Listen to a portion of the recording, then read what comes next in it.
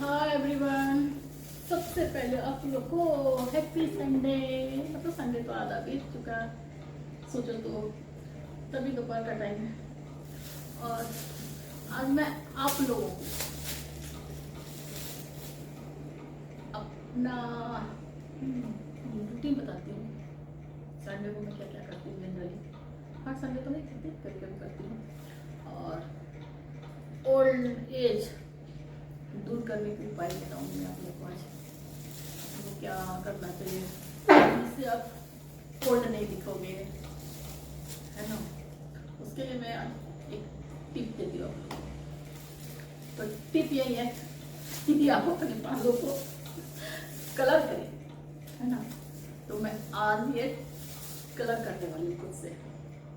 Generally मैं खुद से ही करती हूँ, पार्लर में कभी कराती हूँ, कभी करवाती हूँ। तो आज मैं करूँगी खुद से और आप लोगों को दिखाऊंगी। आप लोग देखना मैं कैसे करती हूँ। जैसे तैसे होता मैं कर देती हूँ। अच्छा कुछ आता नहीं अच्छा सा, लेकिन पार्लर में जाके कौन कराएगा। अब तो सैटरडे संडे तो बहुत भीड़ होती है पार्लर में वैसे भी। और ये मैं मिक्स करती हूँ।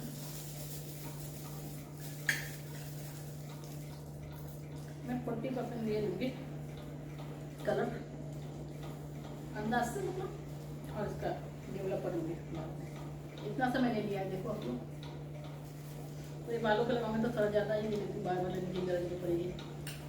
क्या करने का, बाल उजले हो रहे हैं तो डाई तो करना ही पड़ेगा। और सब लोग को करना पड़ता है। घर पे तो जो कम एज के होते हैं उनके भी बाल उजले हो रहे हैं, तो हमारा होगा तो क्या होगा, हमारा भी होगा, बाकी लोगों का भी होगा ही बाद में।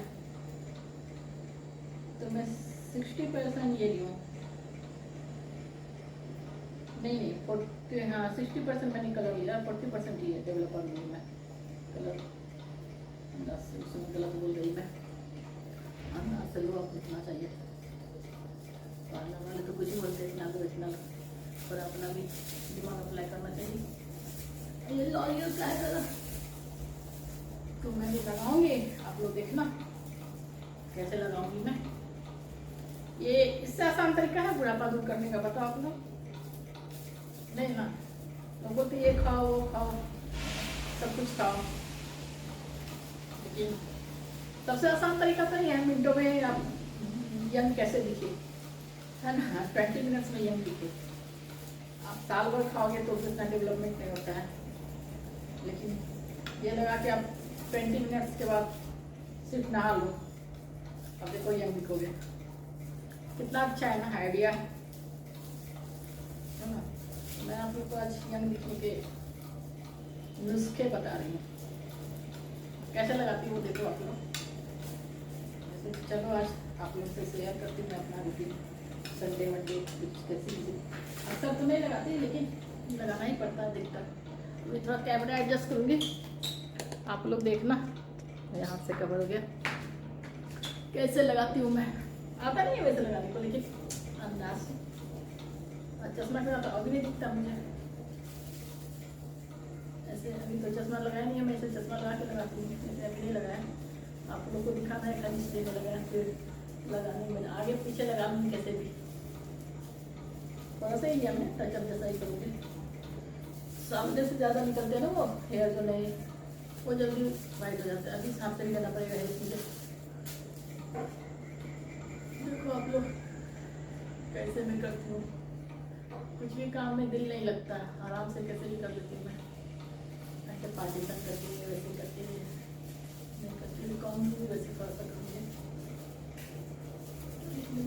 चश्मा नहीं पहना नहीं ना करती हूँ, ऐसा चश्मा पहनना पड़ेगा। उतना दूर तो दिखेगा नहीं, मोबाइल को मैंने नहीं रखा है, डिस्टेंस पे रखा है ताकि आप लोग देख सको कैसे गाय करती हूँ। ऐसा कोई नहीं करता मेरे जैसा कहीं से कहीं, लेकिन आता नहीं तो क्या करूँ ना। पार्लर में जाकर मैं लगाती हूँ, लगाने से रही घर में ही करती हूँ। डाई भी, कलर भी, मेहंदी भी, कुछ भी जो मन होता मैं वो कर लेती हूँ।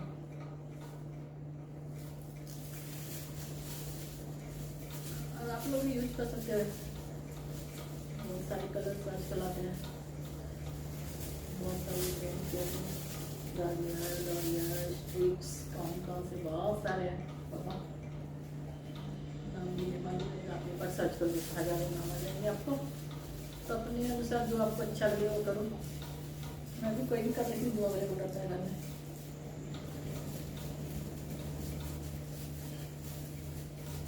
मुझे लगता है इससे इसको ये करना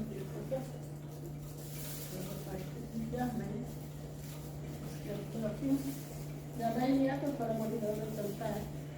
अपने से लगाने को लगता नहीं एक्चुअली, बोलो तो सही है, लगता ही नहीं। पार्लर में जाके लगाने का अच्छे से लगता है, मैं तो घर नहीं कर लेती हूँ पार्लर में जाने का फिर लगाने का, इतना लबड़ा कौन करे। आज तो सैटरडे संडे तो बहुत लेकिन आज संडे नहीं है ना, सैटरडे है। सॉरी, मैंने आप लोग को हैप्पी सैटरडे बोला, संडे बोला, माफ़ करना बाबा, मेरा दिमाग भी कहीं और चला जाता है। सैटरडे याद आया मुझे, सैटरडे आज, संडे नहीं है, मेरी संडे बन जाता है। चलिए बहुत छुट्टी रहता है सैटरडे को भी ना सबको, लोगों को तो मेरे दिमाग में आ जाता है संडे।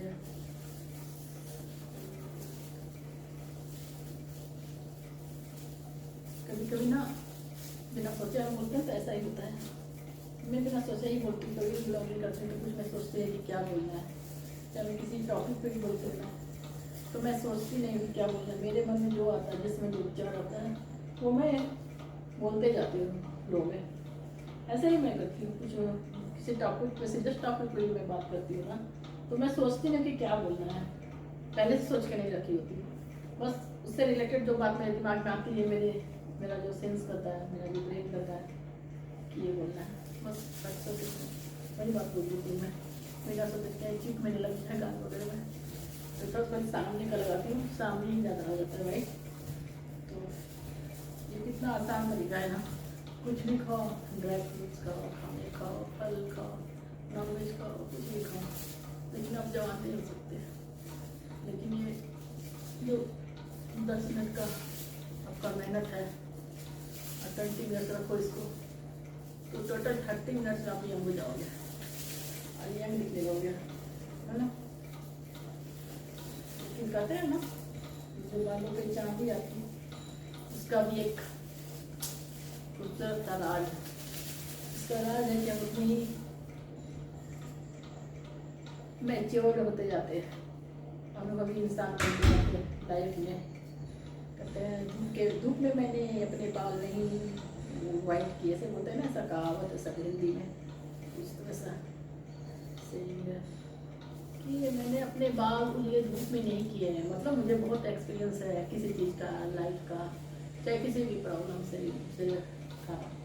तो मतलब ऐसा इसका कहने का मतलब कि हमें एक्सपीरियंस है, जिंदगी का तजुर्बा है, मतलब यही होता है मेन मीनिंग। मैं कॉम लेती हूँ, थोड़ा सा देखती हूँ और अल्टा पल्टा करती हूँ, बाल को ऐसे पलटी लगा तो नहीं होगा, आईना भी देखना अपनी गलती से आईना लाती हूँ एक छोटा सा, फिर देखूँगी। आईना लेना ही भूल गई मैं, लेकिन मैं मोबाइल में ही देख के कर रही थी, अभी आईना में देख के थोड़ा सा कर लूँगी तो इधर उधर हो जाएगा ठीक ठाक। अभी मैं मोबाइल नहीं करती थी, मुझे ध्यान ही नहीं रहा है ना देखने का। आप लोग से ही बात करती रही ना, मुझे ध्यान नहीं रखी। मेरे पास तो मिरर भी है, बगल में रखा है मैंने, एक्चुअली मिरर भी रखे, नीचे बैठ कर आराम से लगाती हूँ। अभी बहुत एडजस्ट किया आप लोग के लिए, चेयर लगाया, बगल में स्टूल रखा, उस पर कलर रखा, बहुत लफड़ा है। उससे सादा भी कुछ बनाना वीडियो वगैरह तो उसके लफड़े बहुत होते हैं, ऐसा नहीं कि आसान है, आपका टाइम जाता है वैसे ये सब काम करो ना तो टाइम तो जाता ही है। कलर किया तो अच्छा लग रहा है, इसके बाद लगेगा, लग रहा है, लगेगा। मेरी हेयर इतनी खूबसूरत है, देखो मेरी डाल है, मेरी खूबसूरत बालों का कि मैं डाई करती हूँ, ये सारे कलर लगाऊंगी, सामने से लगा देती हूँ, फिर थोड़ा सा कौन से कर दूँ, सामने ही ज़्यादा तो पहले मैं सामने ही लगाती हूँ। ऐसे भी काला बाल ज़्यादा सुंदर लगता है देखने में, मुझे तो ब्राउन भी नहीं पसंद है, बहुत सारा कलर आता है बरगंडी वगैरह, वो भी मुझे पसंद नहीं है। मुझे ब्लैक वाली है तो पसंद नहीं ज़्यादा, वो मैं डाई भी कराती हूँ पार्लर में, ब्लैक वाली, ब्लैक कलर ही कराती हूँ। बाकी कोई दूसरा तो नहीं होती। कहीं तो मैंने क्या कहीं तो मैं क्या क्या बोलते जाती हूँ अपने, मुझे भी समझता नहीं है। बोल देती हूँ जो मुँह में आता है, तो बर्दाश्त करो। और ऐसे फालतू की बातों को सुनोगे ना तभी आपका ज़िंदगी आसान हो जाएगा। हर समय सीरियस रहोगे तो लाइफ बहुत ही बोरिंग हो जाता है, क्योंकि ऐसा कोई इंसान नहीं है जिसको प्रॉब्लम नहीं है। हर लोग को प्रॉब्लम, हर लोग परेशान है अपनी लाइफ में, किसी न किसी बात को लेके परेशान है। तो ऐसा कोई इंसान नहीं है उसको भगवान ने तकलीफ नहीं दी। लेकिन जिंदगी का असली का नाम है, गीता में कहते हैं कि लड़ना ही काम है, तुम लड़ो भगवान तुम्हारे साथ है। लेकिन ना सही चीज़ के लिए लड़ो, गलत चीज़ के लिए तो भगवान साथ नहीं देगा। गलत चीज़ के लिए गलत ही अंजाम होता है, ये भी बोला गया गीता में। गलत चीज़ का गलत अंजाम होता है कभी भी। कितना भी कोशिश कर लो टाइम गिन के आप सक्सेस हो जाओगे, लेकिन लास्ट आपका बुरा होगा। कर्म, अच्छे कर्म अच्छे फल देता है, बुरे कर्म बुरे फल देता है। ये आप दिमाग में फिट कर लो। मैंने तो फिट करके रखा है, इसलिए सोचती हूँ कभी खराब काम मत करूँ, किसी का बुरा मत चाहूँ। सब काम करती हूँ मैं, देखती हूँ पीला बचा है, थोड़ा सा अल्टा पलटा करूँगी, पीला पलटा सामने ही ज़्यादा करूँगी, पीछे तो हाथ जाता नहीं है। हाथ का भी प्रॉब्लम है, टूटा है तो राइट हैंड से ज़्यादा काम तो कर नहीं सकती मैं, वो बचा खजा रहेगा। अब मैं ज़्यादा मिलाऊँगी भी नहीं, थोड़ा सा ही लगा लूँगी। देखती हूँ फिर पार्लर जाके लगवाऊँगी। पार्लर में चार्ज बहुत बताता है, इसलिए हिम्मत नहीं होती कराने की। इससे लगता है खुद से ही करूँ, पैसे बचे ही नहीं होगा। तो पैसे की कीमत बहुत है दुनिया में, पैसे बचा के नहीं चलोगे तो कुछ भी प्रॉब्लम आता है। देखते हो कोरोना ये वो कुछ भी आता है, आदमी कितना प्रॉब्लम होता है उस समय। हो सकता है कि वो सब टाइम में अगर कुछ ऐसा आ जाता है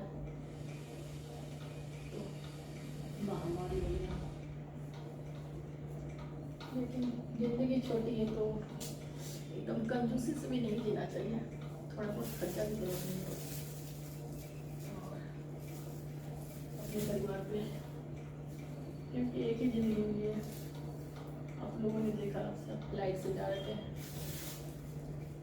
12 जून को ही ना, सारे लोग मर गए 1 मिनट में। मतलब नामो निशान में नहीं रहा उनका, मतलब बॉडी भी पहचानने के लायक नहीं रहा। धीरे धीरे करेंगे तो करेंगे, बहुत कम मालूम पड़ेगा, बहुत कम मालूम नहीं पड़ेगा। जिसका खाक हो गया मतलब हाँ मालूम तो पड़ जाएगा, किसी से मालूम पड़ जाएगी, कितना मालूम पड़ेगा। जिंदगी क्या है, कोई भरोसा नहीं जिंदगी का। लेकिन मैं सोचती हूँ इंसान क्या है, कठपुतली है भगवान का। जो भगवान करते हैं अपने हाथ में कुछ भी नहीं होता। हम सोचते कुछ है, होता कुछ है, कुछ भी मतलब अपने हक में नहीं है, अपने हाथ में नहीं है। थोड़ा सा भी एक भी अस्सी भगवान ने हम लोगों को नहीं दिया है फैसला लेने का अधिकार। सोचते कुछ है, होता कुछ है। अभी इतने लोग जा रहे थे लंदन के लिए, जा रहे थे बहुत लोग। एक डॉक्टर की फैमिली थी, देखा उसमें छोटे छोटे उनके बच्चे थे, एक मतलब 2 बेटे थे, ट्विंस थे वो। एक बेटी थी, हस्बैंड वाइफ थे। वाइफ ने जॉब भी छोड़ दिया अपना, हस्बैंड के साथ सेटल हो गए वहाँ लंदन में। तो कितने उनका सेल्फी भी वायरल हुआ है, तो देखा मैंने। बच्चों का क्या कसूर था, भगवान ने उनको इतनी जल्दी क्यों बुला लिया। हम लोग तो अभी अपनी जिंदगी जी चुके हैं थोड़ी बहुत, लेकिन वो बच्चों को बुलाना ही था तो भगवान ने धरती पे भेजा ही इसीलिए। लेकिन मुझे ऐसा लगता है इतने छोटे बच्चों को जो अपने पास ही बुलाना था, तो भगवान को भेजना ही नहीं था। और एक क्लिप मैंने ये भी देखा, मतलब उसमें कि एक ना गीता का बुक है, मतलब गीता है, भगवत गीता है, तो वो पूरी तरह नहीं जला है। मतलब ऊपर के कवर जल गया है लेकिन अंदर का रह गया है पार्ट। तो वही मुझे लगता है सब लोग वही बोल रहे हैं कि शायद भगवान का ही महिमा है वो। ऐसा थोड़ा सा नीचे करती हूँ, आप लोग को दिखेगा, अभी खाली मेरा चेहरा ही दिख रहा है, तो वो भी भगवान का महिमा ही होगा मुझे लगता है ऐसे। तो ये गीता इतना मतलब इतनी बड़ी त्रासदी हुई, इतना मतलब जलना हुआ, बर्निंग इतना हुआ होगा, मतलब सब कुछ जल गया।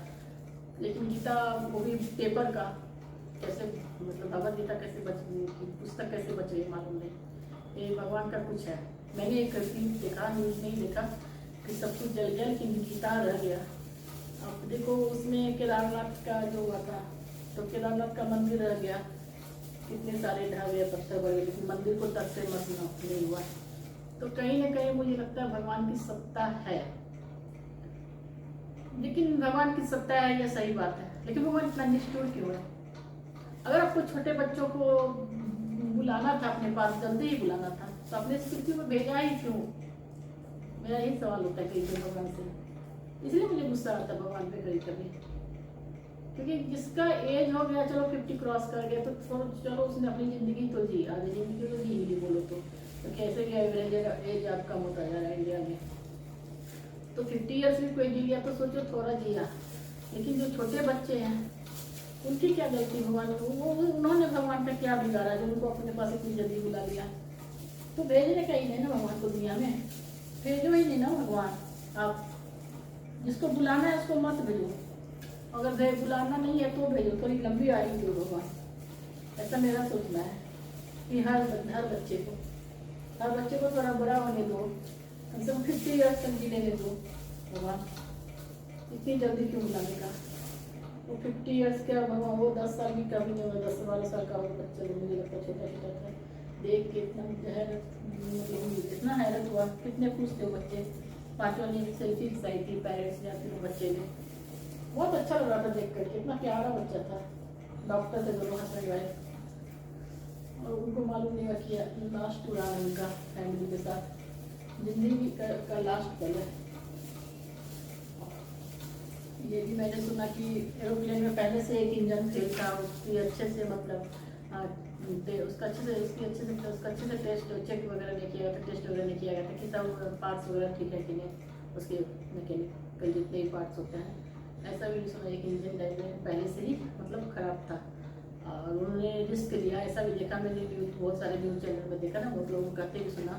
तो उसमें भी बहुत लोग जो टेक्निकल एक्सपर्ट हैं मतलब इसके एरोनॉटिक्स के, तो उन्होंने बताया कि ये पॉसिबिलिटी हो सकती है कि पहले एक इंजन पहले से ख़राब था और दूसरा इंजन ठीक था, लेकिन पैनिक होके पायलट ने मतलब वो एक इस इंजन के कनेक्शन को कट करना होता है, अगर कुछ ऐसा होता है तो जो खराब चल रहा है उसके लीवर को ब्लॉक करना पड़ता है, डिस्कनेक्ट करना पड़ता है। लेकिन दूसरा इंजन को उसने गलती से कर दिया, लेफ्ट वाला उसका शायद खराब था, राइट को उसने मतलब गलती में राइट ही बंद कर दिया, तो दोनों इंजन फेल हो गए। और सेकेंड मतलब मुझे 1 मिनट में सारा हादसा हो गया। 242 लोग मतलब पीपल मतलब मर गया, 242 पर्सन थे सर, सब मिला करके मतलब जितने स्टाफ वगैरह पायलट वगैरह मिला के सब चलेगा। तो एक छोटी सी गलती से कितनी बड़ी सजा मिली लोगों को, इससे क्या सबक मिलता है? सबक मिलता है ये जितने भी हैं जो ये सब देखते हैं, उनको उनकी अथॉरिटी को जाता है सारा, उनको इसकी जिम्मेदारी उनको ही लेनी चाहिए।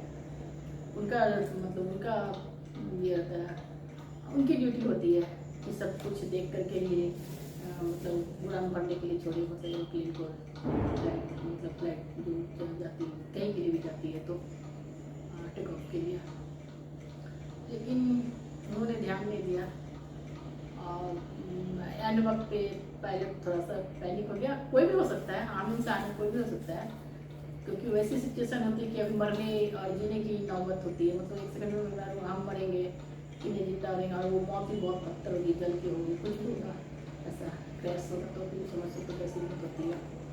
तो वो डर तो एक अलग रहता है। तो हड़बड़ाहट में उन्होंने शायद राइट वाला ऑफ कर दिया, डिस्कनेक्ट कर दिया, उसकी वजह से ये हादसा हुआ है। आप लोगों ने ये सुना होगा, मैंने तो अभी देखती हूँ कि इसके पीछे क्या है, क्योंकि हम लोग भी जाते हैं फ्लाइट वगैरह से, तभी तो डर लगता है ना जाने में कौन किनकी सर्विस लो रही की लो तो वो भी डिलेल हो जाती है, बटन से उतर जाती है, फ्लाइट की लो तो वो भी ऐसा हो रहा है कि तो किसकी सर्विस ले भगवान, रोड से बाय कार लो तो वो भी एक्सीडेंट होता है।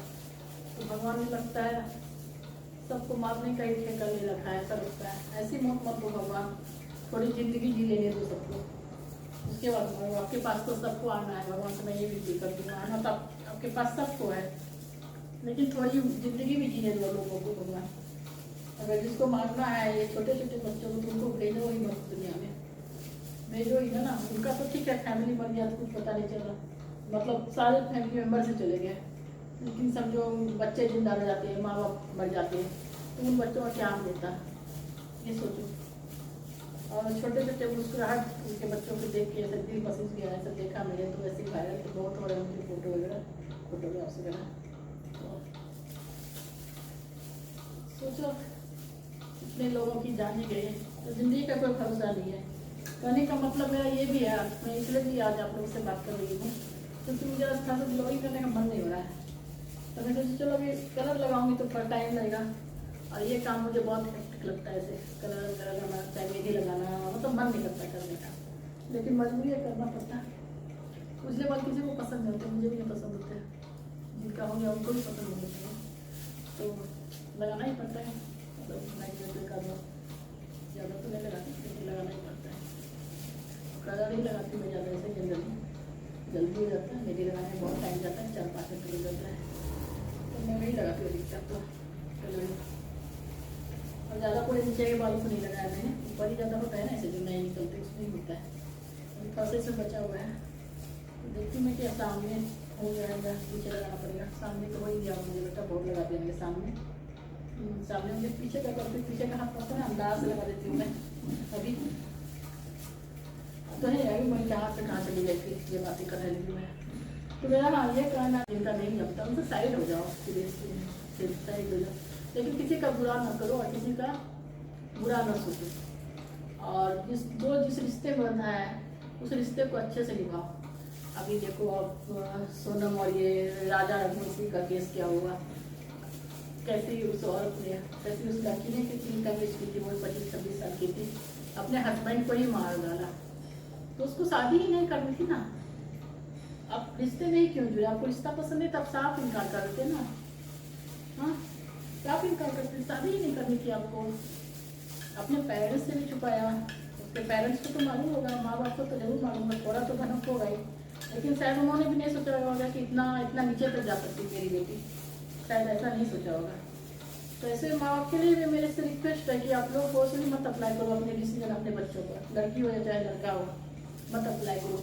और हस्बैंड वाइफ से मैं भी रिक्वेस्ट करूँगी कि आप किसी को हस्बैंड मान लिए हो, किसी को वाइफ मान लिए हो, तो उस रिश्ते को कोशिश करो अच्छे से निभाने के लिए।